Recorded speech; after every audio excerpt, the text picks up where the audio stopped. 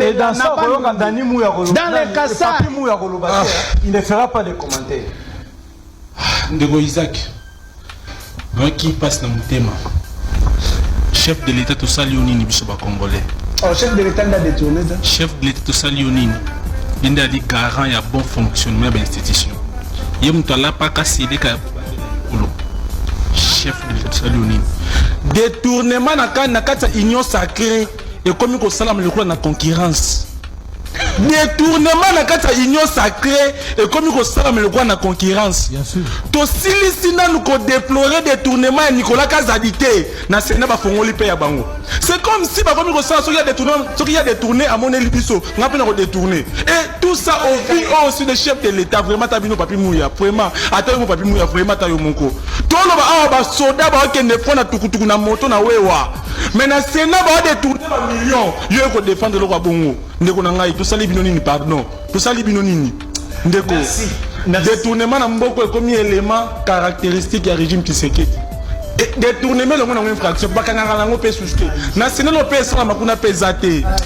Na ko so lo basé. Le Sénat reconnu comme la chambre des sages. La chambre des sages. Les coachs soient là. Alors, dans le Belen, on a une émission en direct. Makamba vie sociale, Makamba Nzela, Makamba justice. Non, mon cher ami. Mon cher ami, Oza Obabengaka, un faux communicateur. Un très faux communicateur. Nangonga Oyo. Je crois que même Bato Batinda Rabino, Bala Resu Fier Nabinote. Nangonga Oyo, Salela Biso bilan. Il y a 5 à 8 les cas. Yebisa Biso, en 6 mois, Wuta Bozi pouvoir, Bosali Nini, Pe Bokokana Bosala Nini. Il ne peut pas venir à la TVT, le roi pratique local. Alors, non, courage exacté. Les dégâts sur le barayango. Ma exacté, sur le barayango. Banzele baby, to le barayango. Juste malade, to le barayango. Vous qui êtes au pouvoir, devant la ligne, pour apporter solution à Makamwana. Sikawa, bi, Makongole balobi, boka mamboka. Bino boboyi ko kamamboka, bozongi côté ya dénonciation ya ba opposant, ya peuple. C'est comme mboko eko mboka ya bana na bana. Ya liboso ya mwana. Ya mi balé. Ndeko. Oza na ko prêcher ko réviser mobeko li konzi. Omoni discours wana il y a des articles il faut revoir moi français na yo il y a des articles il faut revoir tout ça. Les français à lukuta ba français na bino ndeko ko mamboka. Français wana ko mamboka. Oza crédible pour tenir ce discours là. Il est vrai que Moubeko peut ça la possibilité ya révision na yeye moko. Mais bango ba ko sa discours wana parce que Nangongawa, depuis que Mobeko, il faut que ça la évaluation. Mobeko ou ta besoin en de Kozulu. Tu appliquer yango na pourcentage bon sur les 100%, application Mobeko comme même pas 10%. Quand ni Mobeko ezali, bon respecte la yango te. Bon linga ka yango te.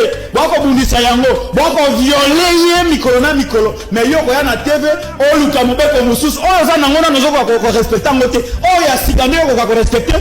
Eza discours Yamabe la toyebi et le koza caché derrière révision Mubeko eza ko luka kotika la libéral na pouvoir kotika libéral na pouvoir ezo senga ke misala na bino ta mo sala misala ya malamu bo convaincre peuple a comment na te ndeko Félix Tshisekedi asali malamu mais mandat na ye sili kasi apesi biso mutu mususu babengi dauphin to pona ye pona ke vision na ye et avancer bino bolingi bongo te na bahati na kamere bino bolingi kaka ya tikala boko cha mwana Etienne na erreur akolanda bino te ye Félix Tshisekedi na tata na ye babunda pona état de droit babunda pona respect ya constitution babunda pona deux mandats bino bato oyo boya nzinga bolia na ba pouvoir nyonso Mobutu Muze Joseph Kabila loboko bokomi na Tshisekedi lobi soki na zui pouvoir bokoma na ngai bino boko cha mwana Etienne na erreur.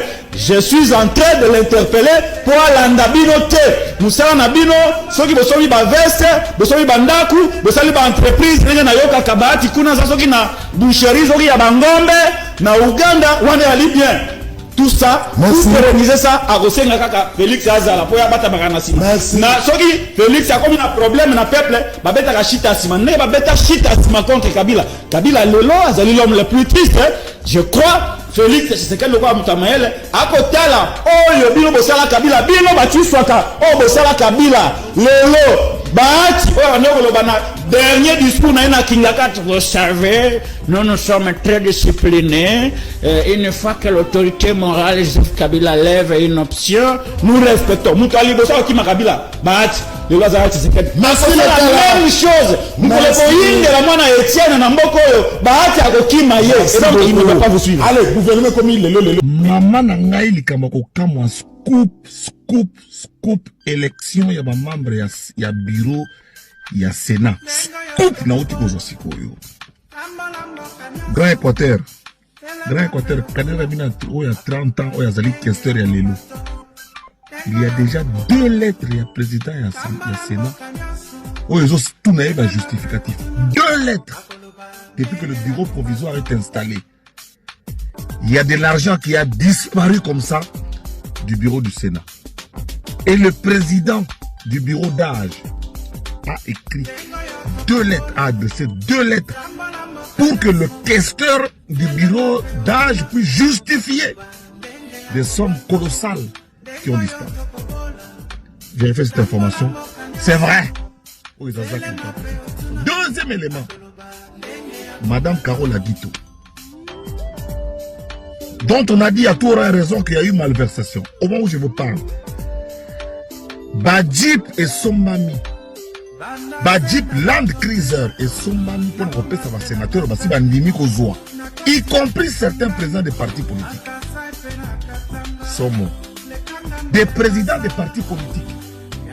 Des présidents des partis politiques qui étaient censés protéger le pouvoir de Tshisekedi ont accepté la corruption. Je dis bien, il semblerait que Madame Carola Guito a sobi bakar, ba Jeep Land Cruiser.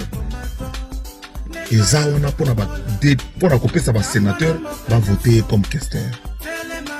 Et même certains présidents des partis politiques, bazon ni mazon.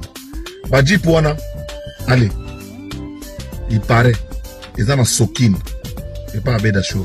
Il dépasse ba Jeep R. Pour diriger Mbokabo. Il dépasse Mawa, quand il va au Saramabino. Il dépasse Mawa, pouvoir Nabino va au Sakaranango Boye. Il dépasse Mawa. Oui, 2 informations n'a pas si nous avons scoop. Mon grand Équateur a proposé, jeune homme il y a 30 ans, où il y a l'élo questeur, il y a bureau, il y a Sénat. Président il y a Sénat.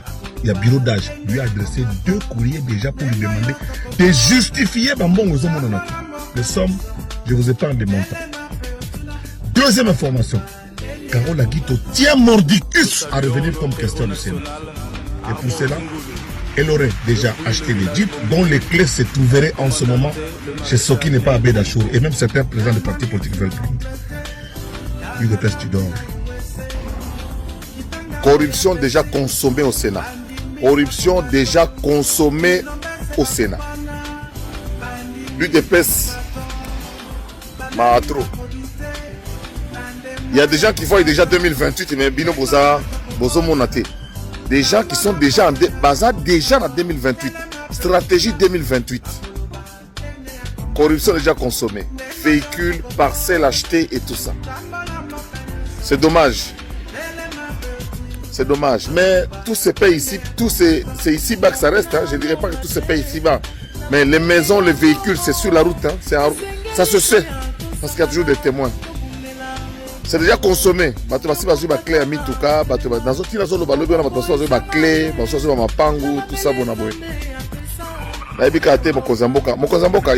il faut un arbitrage de Tshisekedi. Monsieur le Président, on a déjà avant. Au centre de Bandana, il y a un camarade à moi à Mobutu. Comment il y a là?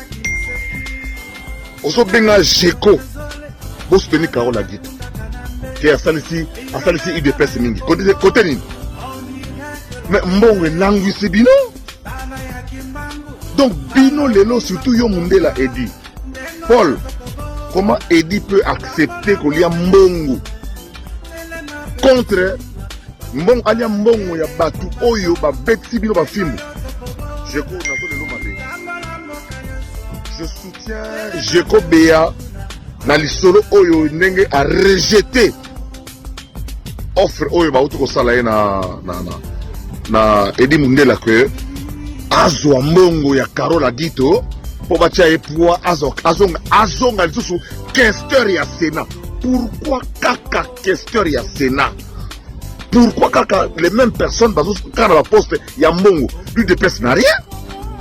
L'UDPS n'a rien. Qu'est-ce que vous devez vous? Vous vous êtes battu au bétain d'un film pour rien pour donner la place. Moi je suis désolé. Ngaiso bo pesa ngambongo te bo pesa ngambongo te. Ce que nous a posté parce que moi les batebele bazo banga ko dénoncer ko loba. Pourquoi? Parce que bazo banga ono ke baso ko lobi bongo ba opio poste te ke baso sali boye noko na 60 ans aussi na bongi mukie. En tout cas le minimum que j'ai na mi bongisi na komi tekate pour na poste na komi tekate pour na mbongo pour na salango soni à place nazara shengai naza ko vivre sans plaignant naza ne ko senga na UDPS bola muka dossier Kabuya. C'est vraiment regrettable ce qui se passe. J'espère qu'une solution va être trouvée dans la famille. Mais je ne peux pas accepter moi aujourd'hui, par équité, par honnêteté intellectuelle, que l'UDPS perde comme ça le pouvoir au Basali, au Babundeli pendant des années, Kolambongo. C'est dommage. Et surtout si ça vient d'un Mundela qui appelle Jeko pour Jeko à soutenir la candidature à Carole. C'est Carole. Ne force rien, tike loko wana. Je vais te faire lenye. Kurutu, talinga ko mingi, yango na koloba. Yebisa batona ke ba cop tout au salaire dépassant $1000 te. Et puis la cadre lingala facile. Pour na la mandia te. Yango na depuis 40 ans, on insulte, on dit tout ce qu'on dit. Je suis là depuis Maréchal. Tilelo. Merci beaucoup. L'UDPS doit soutenir l'UDPS. Réveillez-vous les gars, réveillez-vous. Jeko, na lelo mabe. La Cour de cassation en ce qui concerne les membres du gouvernement. Sous d'autres cieux, dans d'autres pays, les membres des institutions perdent leur poste simplement pour avoir pris une bonne décision mais en retard. Mais ici, les détourneurs, les voleurs sont respectés, périmités même. Président, là, le changement est une loi. Changer la façon de faire. Nous devons changer. Ce n'est pas possible. Ce n'est pas possible. Et ça mène au découragement collectif. C'est comme ça que les fonctionnaires sont découragés. C'est un comportement qui a découragé le peuple congolais. Mensonge. Hein? Mensonge, balubo ya UDPS. Bokokima. Bobali na bokola botoki. Bota na nzela bino. Hein? Félix Etilo na mama ne Marthe. Baboma Etienne Tshisekedi. Baboma Monseigneur Mulumba. Aboma maître, abomi tata na époque Rufuka Mela Kanambe pour va passer pouvoir yena maman nae.